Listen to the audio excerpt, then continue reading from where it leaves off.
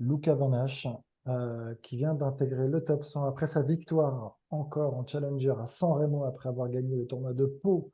Il avait battu Hugo Humbert en finale 7-6 au troisième, le plus long match dans un tournoi Challenger. Là, cette fois-ci, il bat Varias 6-1, 6-3 en finale. Un joueur classé quand même à la 88e place mondiale, ce qui est quand même pas rien. Et il lui colle une fessée sur un match quand même très important pour lui, malgré tout.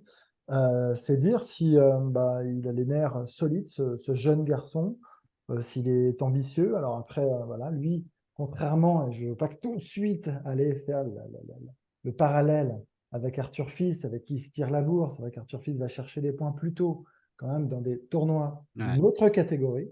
Lui fait son apprentissage sur les challengers, mais avec des victoires, et on a vu que ça pouvait aussi fonctionner. Hein. Attention, donc attendons, on n'est pas en train, enfin, je ne suis pas en train de tirer de conclusion, mais c'est génial parce que c'est l'émulation, il se tire la bourre, il se tire vers le haut, et voilà, le voilà maintenant très très vite arrivé dans le top 100. Huitième français, c'est ça, Anne, tu me disais Oui, À c'est à moins de 19 ans, ouais. moins de Ouais. 19 ans, c'est ça. Hein. Huitième plus jeune, ouais. Huitième plus jeune. C'est costaud, hein, c'est un bon indicateur. En tout cas, c'est un sacré temps de passage. Et ça fait du bien au tennis français, en fait, de voir des nouvelles têtes et des très jeunes arriver, je trouve.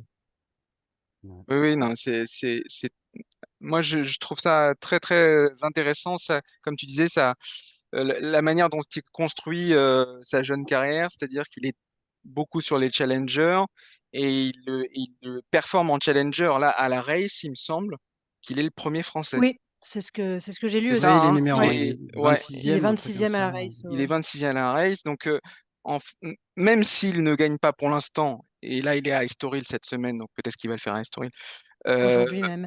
aujourd'hui. Euh, il ne gagne pas encore de match sur le circuit ATP. Il se construit et il se C'est construit la prochaine étape. un niveau moyen déjà très intéressant. Donc de ce point de vue-là, c'est très sympa. Alors Arthur Fils, il s'est fait une cheville récemment, c'est ça le... Oui, là Ouais, pour l'instant, il a pas joué depuis quelques semaines, ouais, ouais. il est Ouais. blessé. Ouais.